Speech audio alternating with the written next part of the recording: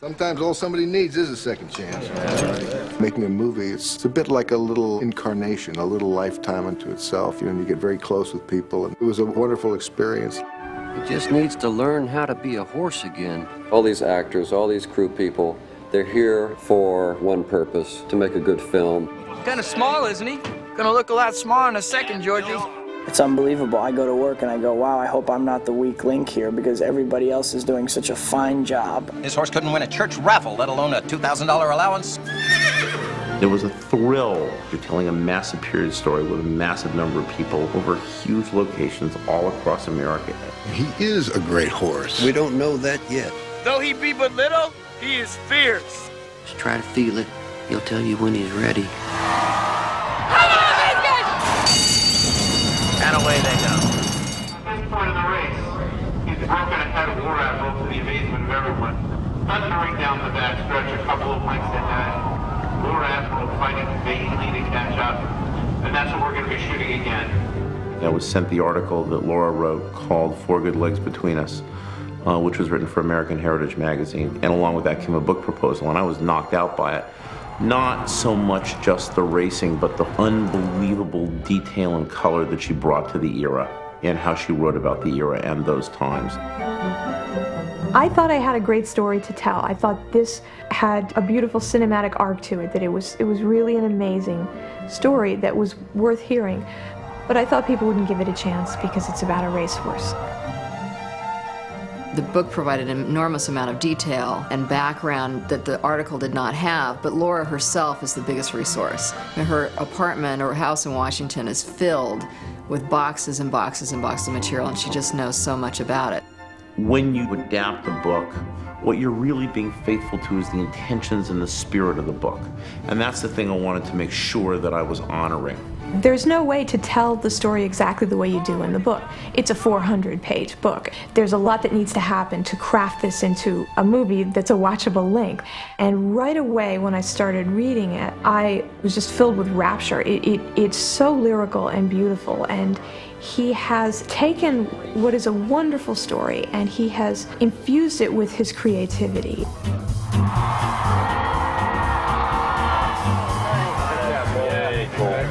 Great job, everybody.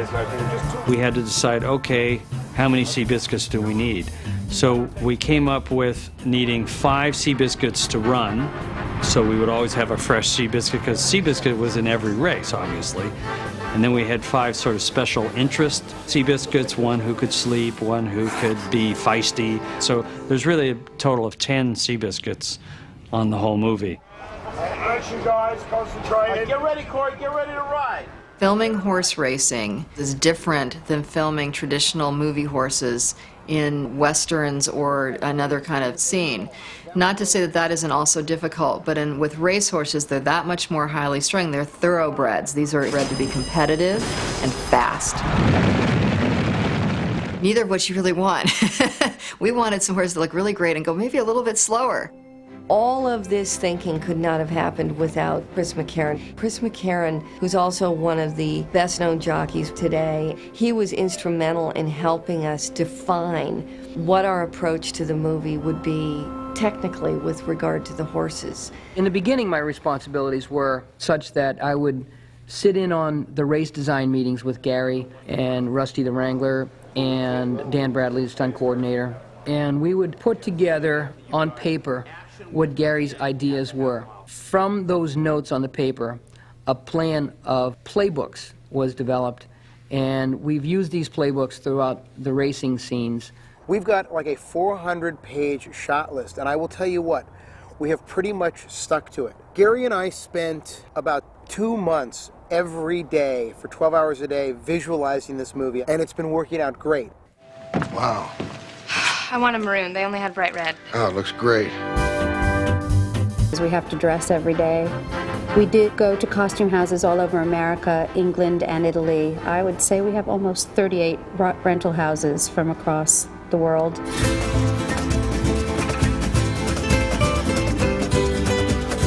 Our Howard silks, which is what Toby wears, are accurate. They are copied from the Howard silks. It would look really silly, me showing up in my sweats and t-shirt and acting the scenes out. The wardrobe supports my performance not only visually for someone who's watching it, but internally for me.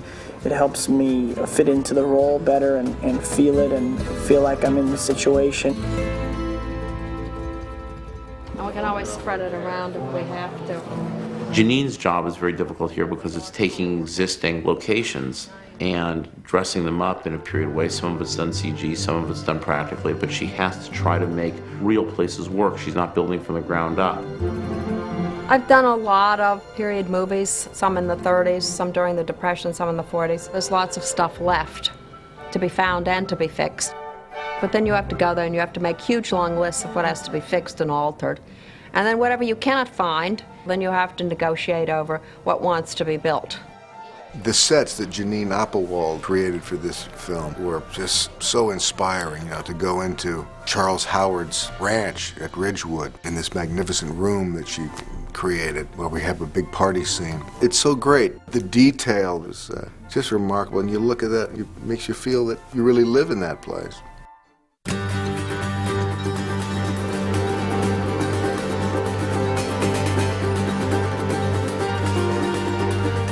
The scope of the story is enormous, and that alone is a challenge.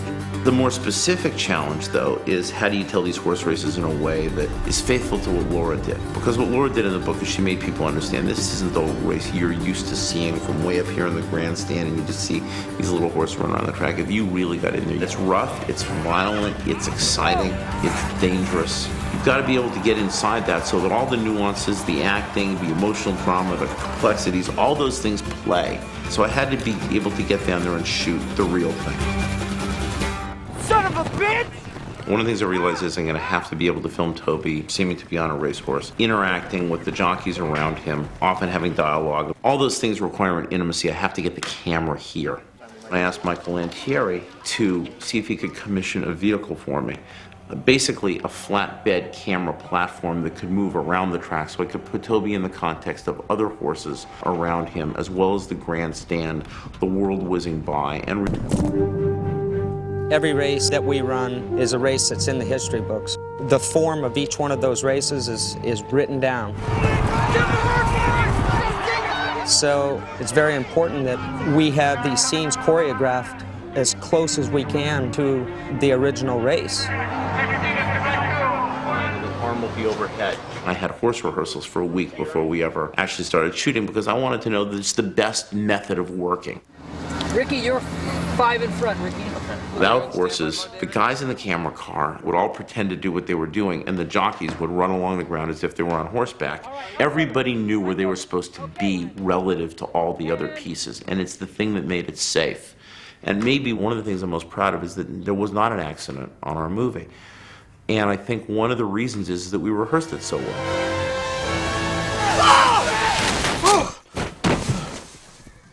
Every now and then I get involved in a movie where I have a certain idea from a technology standpoint of what it is we're trying to accomplish.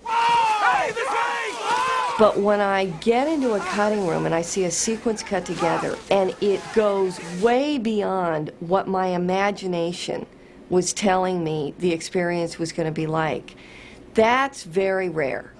Editing to me is almost like the writing process in a way. You're there, you muse, you try things, you try other things, you sort of digest it.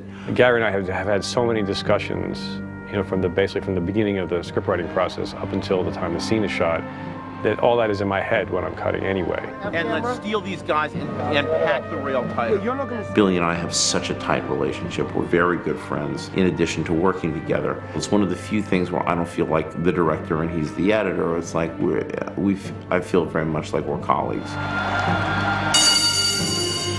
I would say the day of the match race is one of the defining scenes in the movie in terms of style and also in terms of excitement. Really what the movie's all about. You're following this race from the time you learn that War Admiral is this arch enemy, basically, of Seabiscuit, and then it's such a sort of wild journey to get there. When you finally get there, there's so much emotion wrapped up in the race, and it's really classically cut because I want those pieces to play longer. because I don't want it to be incredibly chopped up like modern movies are cut and feeling like it's out of place within the period of the film. People who watch that particular scene a lot of times are brought to tears, and I think that's just a credit to everybody, from the costumer to the director to the DP to everybody, and it all just came together, and it really, I think, defines what the movie is.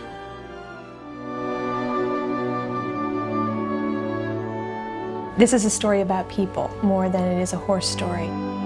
I've felt the entire time that I've been working on this story that these people were looking over my shoulder and wanting me to get it right. And I felt when I saw the movie that they were looking over Gary's shoulder too and informing him along the way. I always enjoy working with directors who have written the material because they're so steeped in the material. They have really done a lot of work on all the characters, and their wealth of information, they have it right there at their fingertips. Come on, boy. Come on. Come on. It's funny because Gary Ross knows me so well. He wrote this with me in mind, and he knew this would appeal to me because I love all the jobs I've had in my past and wouldn't have done them unless I felt really passionate about it. But I was definitely looking for something that had some different elements to it, and this was just a perfect opportunity for me. It's great. I've been very fortunate.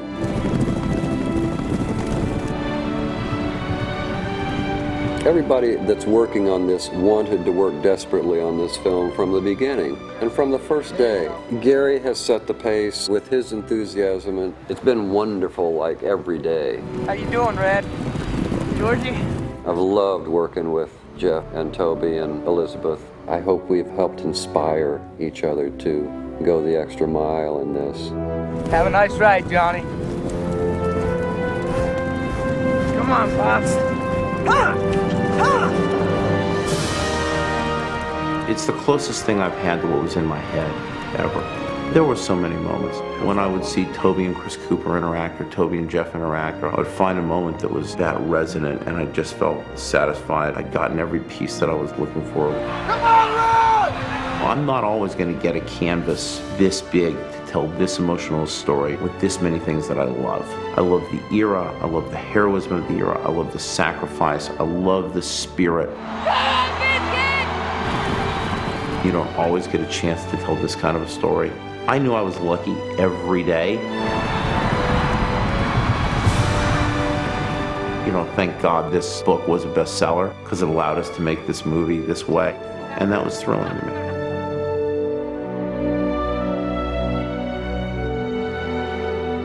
You don't throw a whole life away just because it's banged up a little bit.